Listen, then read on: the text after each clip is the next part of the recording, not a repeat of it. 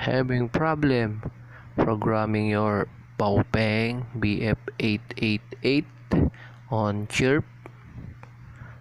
This is my solution. Okay, but first need to like and subscribe. Go to Google, search for Baopeng BF888S factory reset, and look for this one, Miclor. Just click the then choose micor.com. Micor, search for the unit. Yan, BF888. Then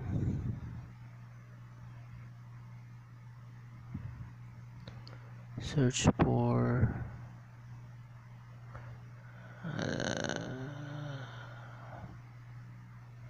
user. Go to software, cable and driver. Select factory SW because Chirp won't work. There's two choices. This one is the original from Baopeng. Then choose ZT. Yan. Just download and follow the instruction. Simple.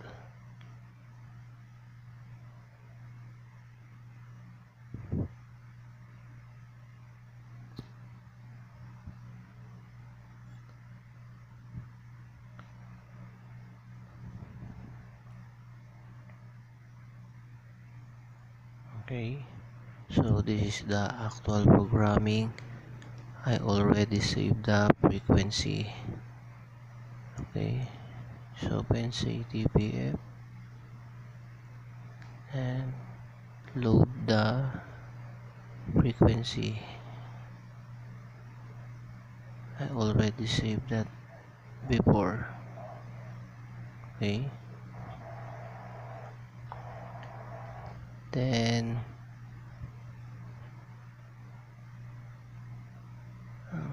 click right. Yan, right.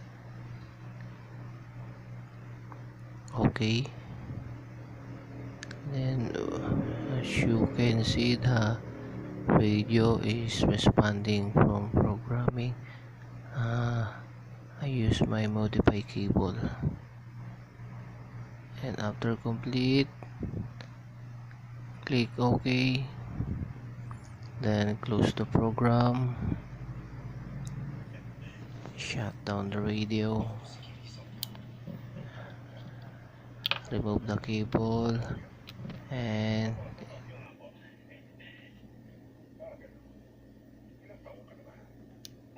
power off.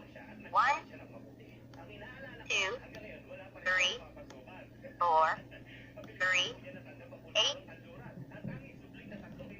11, 16. thank you for watching. Enjoy your Baopeng.